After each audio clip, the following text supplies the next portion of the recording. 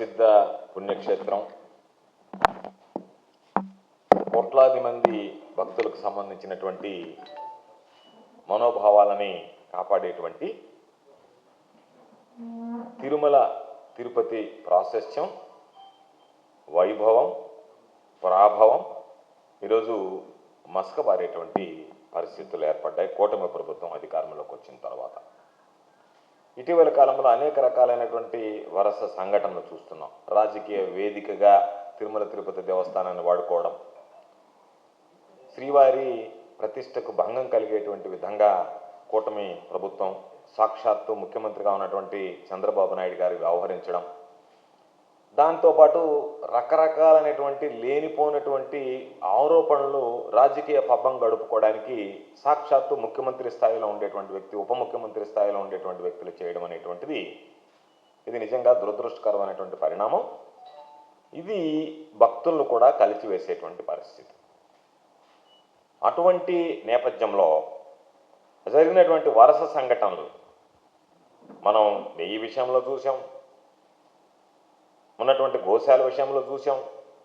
అనేక రకాలైనటువంటి సంఘటనలు జరుగుతున్నటువంటి నేపథ్యంలో ఇటీవలే సాక్షాత్తు చైర్మన్గా ఉన్నటువంటి వ్యక్తి బిఆర్ నాయుడు గారి రాసలీలను కూడా మనం చూడడం జరిగింది. ఇవి చాలదన్నట్టు ఇప్పుడు మరలా ఏదైతే పరకామణికి సంబంధించినటువంటి దొంగతనం కేసు, చోరీ కేసు బయటపడడం జరిగింది. దాదాపుగా కూటమి ప్రభుత్వం అధికారంలోకి వచ్చిన తర్వాత 2024 జూన్లో ప్రభుత్వం అధికారంలోకి వస్తే 2024 సెప్టెంబర్ నుండి అవుట్సోర్సింగ్లో పనిచేసేటువంటి పెంచిలయ్య అనేటువంటి వ్యక్తి అక్కడ దొంగతనాలకు పాల్పడ్డాడు. 2024 సెప్టెంబర్ నుంచి ఆ పెంచిలయ్య అనేటువంటి వ్యక్తి దొంగతనాలకు పాల్పడుతుంటే 2025 జనవరి 11వ తేదీ విజిలెన్స్ అధికారులు దాన్ని రెడ్ హ్యాండెడ్గా పెంచిలయ్య అనేటువంటి చోరీని, అంటే ఆయన ట్రాలీకి ఒక రంధ్రం వేసి ఆ రంధ్రంలో నుంచి ఒక బిస్కెట్ జారిపడడంతో దాన్ని ఆయన తీసుకునేటువంటి నేపథ్యంలో 2025 జనవరి 11వ తేదీ దానికి సంబంధించినటువంటి రెడ్ హ్యాండెడ్గా ఆ పెంచిలయ్య అనేటువంటి వ్యక్తిని పట్టుకోవడం జరిగింది. జరిగిన తర్వాత దర్యాప్తు గప్చిప్గా నిర్వహించడం, దాన్ని ఎవరికీ తెలియకూడదన్నటువంటి విధంగా ప్రవర్తించడం, వెంటనే ఆయనకు సంబంధించినటువంటి బెయిల్ మంజూరు కావడం, ఇవన్నీ కూడా ఒక్కొక్కటిగా చూస్తూ ఉంటే ప్రభుత్వం వ్యవహరిస్తున్నటువంటి విధానం, ప్రభుత్వం వ్యవహరిస్తున్నటువంటి తీరు ఈరోజు మనకి స్పష్టంగా అర్థమైపోతుంది. గత ప్రభుత్వంలో జగన్మోహన్ రెడ్డి గారు ముఖ్యమంత్రిగా ఉన్నప్పుడు ఒక చిన్న చోరీ ఒకటి జరిగితే దానికి సంబంధించి లోక్ అదాలత్ ద్వారా, న్యాయస్థానం ద్వారా 15 కోట్లకు సంబంధించినటువంటి ఆస్తుల్ని టీటీడీకి రాయించడం జరిగింది. అయితే ఈరోజు జరిగినటువంటి పరకామణి విషయంలో ఏదైతే జరిగిందో ఇది అత్యంత ఆందోళన కలిగించేటువంటి విషయం. ఎందుకు చెప్తున్నామనంటే ఇది కోట్లాది మంది భక్తుల విశ్వాసానికి, మనోభావాన్ని దెబ్బతీసేటువంటి ఘటన. చాలామంది వెంకటేశ్వర స్వామి దగ్గరికి వెళ్ళేటప్పుడు ఒక కోరిక, మొక్కు తీర్చుకునేదానికి రకరకాలైనటువంటి విధంగా ఆయనకి కానుకలు సమర్పిస్తారు. కొంతమంది నిలువు దోపిడీ రూపంలో సమర్పిస్తారు, కొంతమంది నేను ఇది జరిగితే, నాకు ఈ మంచి జరిగితే స్వామి నీకు ఈ కానుక సమర్పిస్తామని చెప్పిస్తారు. ప్రతి భక్తుడు కోరుకునేది నేరుగా నేను సమర్పించినటువంటి కానుకలు ఏవైతే ఉన్నాయో అవి వెంకటేశ్వర స్వామికి చెందాలి, ఆయనకి చేరాలి, ఆయన సన్నిధిలో వాటికి సంబంధించినటువంటి పనులు జరగాలి అని చెప్పి కోరుకుంటారు. వాటికి భిన్నంగా భక్తుల మనోభావాలను దెబ్బతీసేటువంటి విధంగా పరకామణికి సంబంధించినటువంటి దొంగతనాలు జరిగితే భక్తుల మనోభావాలు దెబ్బతీసేటువంటి విధంగా వ్యవహరిస్తుంటే వాటిని ఎప్పటికప్పుడు పట్టించుకోకుండా, చూడకుండా పట్టి పట్టినట్టుగా ఈ ప్రభుత్వం వ్యవహరించడం అనేటువంటిది ఇది దుర్మార్గం అనేటువంటి విషయం. ఎందుకంటే శ్రీవారికి సమర్పించేటువంటి కానుకలు ఏవైతే ఉన్నాయో ప్రతి కానుక అది అత్యంత పవిత్రమైనటువంటిదిగా భావించాల్సినటువంటి పరిస్థితి ఉంటుంది. అటువంటి కానుకలు చోరీ కావడం అనేటువంటిది నిజంగా దురదృష్టకరం. కాబట్టి పరకామణిలో ఈ విధంగా భారీ చోరీల వ్యవహారం ఏదైతే ఉందో కూటమి ప్రభుత్వంలో వెలుగుకు రావడం, ఆ వెలుగుకు రావడం వెనక ఆ దర్యాప్తు జరిపినటువంటి తీరు కూడా అనేక రకాలైనటువంటి అనుమానాలకు ఈరోజు తావిస్తోంది. ఎందుకంటే ఈ పెంచలయ్య అనేటువంటి వ్యక్తి ఎవరైతే ఉన్నారో పరకమండలో పనిచేసేటువంటి వ్యక్తి, ఆ వ్యక్తిని రెడ్ హ్యాండెడ్గా పట్టుకున్నారు విజిలెన్స్ అధికారులు. పట్టుకున్న తర్వాత దర్యాప్తు అనేటువంటిది అసలు ఏం జరిగింది, దీని వెనక ఎవరున్నారు, ఈయన్ని ప్రోత్సహించింది ఎవరు అనేటువంటి విషయాల జోలికి వెళ్లకుండానే కేవలం ఆ దర్యాప్తుని ఈ పెంచలయ్య అనేటువంటి ఆ ఒక్క వ్యక్తికి పరిమితం చేస్తూ రకరకాలుగా 1 కోటి రూపాయలు సంబంధించినటువంటి విలువైన బంగారం చోరీ జరిగింది అని ప్రకటించేసి దానికి బంగారు నగలు, వెండి నగలు ఇన్ని చోరీ అయ్యాయి అని చెప్పి ఈరోజు ఇవ్వడమే తప్ప అసలు ఎంత చోరీ అయ్యాయి, ఏ విధంగా జరిగింది, ఎందుకు పోలీసులు దీన్ని పెంచలేకే పరిమితం చేస్తున్నారు, ఎందుకు దీని వెనక ఉన్నటువంటి సూత్రధారులు ఎవరు, పాత్రధారులు ఎవరు అనేటువంటిది మీరు లోతుగా దర్యాప్తు చేయడం లేదు అని అంటేనే, లేదా దర్యాప్తు చేసినటువంటి అంశాలను మీరు అణగదొక్కేస్తున్నారు, వాటిని ఏదో ఒక విధంగా బయటకు రాకుండా నొక్కి పెట్టేటువంటి ప్రయత్నం చేస్తున్నారు, వెలుగు చూడకుండా దర్యాప్తును మీరు పక్కదారి పట్టిస్తున్నారు అనేటువంటి దానికి ఈరోజు అనేక రకాలైనటువంటి అనుమానాలకు తావిస్తుంది. కేవలం ఒక 555 గ్రాముల బంగారు, ఒక 157 గ్రాముల వెండి మాత్రమే రికవరీ చేశామని చెప్పి అక్కడికే ఆ కేసుని పరిమితం చేయడం అనేటువంటిది మాత్రం సరైనటువంటి పద్ధతి కాదు.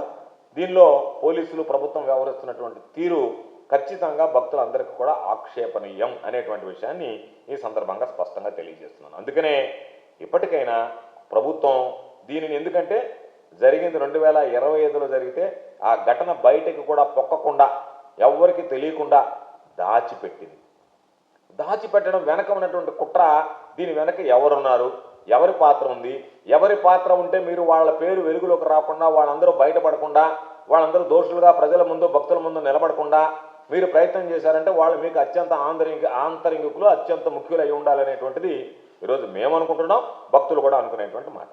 కాబట్టి దీని వెనక అసలు ఈ పెంచలయ్య అనేటువంటి వ్యక్తి ఎవరు, ఆయన టీటీడీలోకి ఏ విధంగా రాగలిగాడు, ఎవరు తీసుకొచ్చారు, పరకామణిలో ఆయన చేర్పించింది ఎవరు, దీనికి సంబంధించి ఎవరు చేర్పిస్తే ఆయన అక్కడికి వచ్చాడనేటువంటి ప్రశ్నలకు ఎక్కడా సమాధానం లేదు. పెంచలయ్య దొంగతనం చేశాడు, దొంగతనం చేస్తే జనవరి 2025 11న పట్టుకున్నాం, 12న రిమైండ్ చేసాం, తర్వాత దానికి సంబంధించి ఆయనకు బెయిల్ వచ్చింది అనేటువంటి మాటలు మాట్లాడుతున్నారు. కాబట్టి ఇది నెలల తరబడి చోరీలు జరుగుతుంటే భద్రతా వ్యవస్థ ఏం చేస్తుంది, అసలు మీరు సీసీ కెమెరాలు ఉన్నాయా, లేదా మీరు పెట్టినటువంటి సీసీ కెమెరాలు అవి పనిచేయకుండానే మీరు ఏదో ఒక విధంగా మొక్కుబడిగా మేము సీసీ కెమెరాలు పెట్టేశాం అనేటువంటి భ్రమ కల్పించేటువంటి పనిలో ఉన్నారా, వాస్తవంగానే సీసీ కెమెరాలు ఉన్నాయి. ఎందుకంటే ఇది అనేక రకాలైనటువంటి భద్రతా వైఫల్యాలని ప్రశ్నిస్తోంది.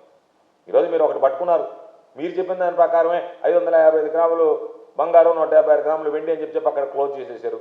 కాకుండా ఈరోజు మీరు హైకోర్టుకి ఏం చెప్పారు, పరకామణికి సంబంధించి అత్యంత పటిష్టమైనటువంటి భద్రతా వ్యవస్థను మేము ఏర్పాటు చేస్తున్నాం అని చెప్పారు. కానీ ఆ ప్రభుత్వం ఎక్కడ కూడా ఆ హామీని అమలు చేసినటువంటి లేదు.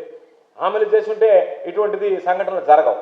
కాబట్టి ఈ సంఘటనతో మీరు పరకామణిలో అత్యంత భద్రత కల్పించేటువంటి ప్రయత్నం చేశాము అనేటువంటిది సరికాదు అనేటువంటిది అర్థమైపోతుంది. అంటే మీరు కావాలనే ఈరోజు దాని మీద నిర్లక్ష్యంగా వ్యవహరించారు పరకామణి విషయంలో, దానివల్లనే ఈ దొంగతనం జరిగింది అని చెప్పినాను. ధైర్యంగా తిరుపతికి వెళ్ళి నగల మార్పిడి చేసుకున్నాడు అతను. కార్పొరేట్ బంగారు ఆభరణాల నగల దుకాణాలకు వెళ్ళాడు. ఈ నగలు ఇచ్చి, ఇది స్వామి దగ్గర దొంగతనం చేసినటువంటి నగలు, స్వామి పరకామణిలో దొంగతనం చేసినటువంటి నగలు, అవి ఇచ్చేసి దాని బదులు ఆయన వేరైనటువంటివి, మేలిమైనటువంటివి, మోడర్న్ అయినటువంటి వస్తువులని ఆయన మార్పిడి చేయించి మరలా నగలు కూడా తీసుకోవడం జరిగింది. అంటే ఒక వ్యక్తి నేరుగా వెళ్ళి అక్కడ మార్పిడి చేస్తే ఆ నగల దుకాణాలకు సంబంధించి వాళ్ళకి అనుమానం రాలేదా, ఈ వ్యక్తి ఎక్కడి నుంచి ఇవి తీసుకొచ్చి మార్పిడి చేసుకుంటున్నాడు అనేటువంటి అనుమానం రాలేదా, అనుమానం కలగలేదా, వాళ్ళ ఆ వ్యక్తిని గురించి ప్రశ్నించలేదా? ఏమీ లేకుండానే ఒక కార్పొరేట్ సంస్థలుగా ఉండేటువంటి బంగారు నగల దుకాణాలు ఏ విధంగా ఇటువంటి వాటిని తీసుకుంటే, ఏ విధంగా ఇటువంటివి తీసుకునేటువంటి అవకాశం ఉంటుంది? ఎందుకు తీసుకోవాల్సి వచ్చింది ఇటువంటివి? నేరుగా తీసుకుంటే వాళ్ళ మీద దర్యాప్తు ఎందుకు మీరు చేయడం లేదు? వాళ్ళకి మీకు ఉండేటువంటి మొహమాటం ఏంటి, వాళ్ళకి మీకు ఉండేటువంటి మొలాజా ఏంటి, మీకు వాళ్ళతో ఉన్నటువంటి లాలుచి ఏంటి అనేటువంటి విషయాలు కూడా బహిర్గతం కావాల్సినటువంటి అవసరం ఉంది. కాబట్టి ఆ నగల దుకాణాలు బంగారం ఎక్కడి నుంచి వచ్చిందనేటువంటిది ప్రశ్నించకుండా వాళ్ళ పాటికి వాళ్ళ వ్యాపార లావాదేవీలు నిర్వహిస్తే, దీనికి సంబంధించినటువంటి దాంట్లో వాళ్ళని దర్యాప్తు చేయకుండా మీరు వదిలిపెట్టారు అని అంటే విషయం అనేక అనుమానాలకు తావిస్తుంది. దానితో పాటు దోచుకున్నటువంటి బంగారం ఏదైతే ఉందో నేరుగా వెళ్ళి బ్యాంకుల్లో తాకట్టు పెట్టారు. బ్యాంకులో తాకట్టు పెడితే ఈ వ్యక్తికి ఈ బంగారు అంచెలంచెలుగా ఎక్కడి నుంచి వస్తుందనేటువంటిది బ్యాంక్ అధికారులైనా సరే దాని మీద ఆరా తీశారా? ఎటువంటి ఆరా తీయకుండానే వాళ్ళు బ్యాంకులో తాకట్టు పెట్టుకొని దానికి సంబంధించినటువంటి లోన్ ఇచ్చారు. కాబట్టి ఎవరు తెచ్చారు, ఎవరి ద్వారా ఇచ్చారు, ఎందుకని వీళ్ళు బంగారానికి సంబంధించినటువంటి దొంగలు తీసుకొచ్చినటువంటి బంగారానికి ఏ విధంగా ఆ బ్యాంక్ అధికారులు లోన్ మంజూరు చేశారు, కాబట్టి ఆ బ్యాంక్ అధికారుల పాత్ర ఏంటి అనేటువంటి దాని మీద దర్యాప్తు జరగాల్సినటువంటి అవసరం లేదా? కాబట్టి ఒక్క పెంచిలయ్యేనా లేక దీని మీద ఎంతమంది ముఠాగా కలిసి ఈ దొంగతనానికి పాల్పడ్డారనేటువంటి విషయాన్ని కూడా ఆరా తీయకుండా హడావిడిగా మొక్కుబడిగా ఆ కేసును నీరుగార్చేటువంటి విధంగా ఈ చోరీ మాత్రం ఒక పెంచిలేకే పరిమితం చేస్తూ దీనిని ఎందుకు మీరు మూసివేస్తున్నారు, అక్కడికే పరిమితం విధించి మిగతా జోలికి దాని గురించి ఎందుకు పూర్తిగా సంపూర్ణంగా దర్యాప్తు చేపట్టడానికి వెనకాడుతున్నారనేటువంటిది ఈరోజు అందరినీ వేధించేటువంటి ప్రశ్న. కాబట్టి ఈరోజు మీరు ఆలోచన చేస్తే మీరు నియమించేటువంటి నియామకాల్లో ఏదైతే నియామకాలు జరుగుతున్నాయో వాటిల్లో పారదర్శకతను పాటిస్తున్నారా? పరకామణి లాంటి అతి ప్రధానమైనటువంటి ఎంతో ప్రాముఖ్యం కలిగినటువంటి విలువ కలిగినటువంటి అతి పవిత్రమైనటువంటి పరకామణిలోనే దొంగతనం జరుగుతుంది అంటే అక్కడ అవుట్సోర్స్గా నియమించేటువంటి నిబంధనలు ఏదైతే ఉన్నాయో అవి పారదర్శకంగా పాటిస్తే ఎక్కడో లేనటువంటి వ్యక్తులు దొంగతనానికి పాల్పడేటువంటి వ్యక్తులు ఈరోజు పరకామణిలోకి ప్రవేశించేటువంటి అవకాశం కలిగిందంటే ఇది ప్రభుత్వ డొల్లతనం, టీటీడీ పాలక మండలి తీసుకుంటున్నటువంటి నిర్ణయాలకి ఇది ఒక ఉదాహరణ కాదా అనేటువంటిది ఈ సందర్భంగా మనందరం కూడా అర్థం చేసుకోవాల్సినటువంటి పరిస్థితి. కాబట్టి ఖచ్చితంగా ఈ చోరీ వ్యవహారంలో ఏదైతే పోలీసులు దీన్ని నామమాత్రంగా దర్యాప్తు జరిపి పెంచిలేకి మాత్రమే పరిమితం చేయాలనేటువంటి ఆలోచన చేస్తున్నారో ఇది ఖచ్చితంగా అభ్యంతరకరం. ఎట్టి పరిస్థితుల్లో కూడా దీనికి సంబంధించి పూర్తిగా దర్యాప్తు చేయాల్సినటువంటి అవసరం ఉంది. ఎందుకంటే నిందితుడికి బెయిల్ కూడా ఒక పరకామణి కేసులో దొంగతనం జరిగితే చంద్రబాబు గతంలో ఎంత రాద్ధాంతం చేశాడు, అసెంబ్లీలో ఎన్ని విషయాలు మాట్లాడాడు, అటువంటి వ్యక్తికి ఇంత తొందరగా బెయిల్ వచ్చింది.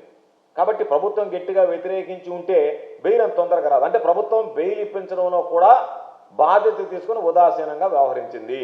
దాని పర్యవసానం ఈరోజు అతనికి సునాయాసంగా బెయిల్ రావడం జరిగింది. ఎవడన్నా వైఎస్ఆర్ కాంగ్రెస్ పార్టీలో చిన్న కేసు జరిగితేనే ఢిల్లీ నుంచి సిద్ధార్థలో ఉద్ధారణ తీసుకొచ్చి గంటలు వాదించి లక్షల కోట్ల రూపాయలు బిల్లులు చెల్లించేటువంటి ప్రభుత్వం కోట్లాది మంది భక్తుల మనోభావాలకు సంబంధించినటువంటి అంశం, కోట్లాది మంది భక్తులు బాధపడేటువంటి వాళ్ళ మనోభావేదన అర్థం చేసుకోకుండా మీ ఇష్టారాజ్యంగా ఒక వ్యక్తిని అరెస్ట్ చేశాము, ఆ వ్యక్తి తీసుకొచ్చాము, దాని మీద బెయిల్ ఇచ్చేసాము అన్నట్టుగా ఆ బెయిల్కి కూడా మీరు సహకరించారంటే ఆ బెయిల్ ఇప్పించడంలో కూడా తొందరగా ఆ వ్యక్తిని బయటకు తీసుకొచ్చేసారు అని అంటే ఆ వ్యక్తి వెనక ఎవరున్నారు, ఆ వెనక ఉన్నటువంటి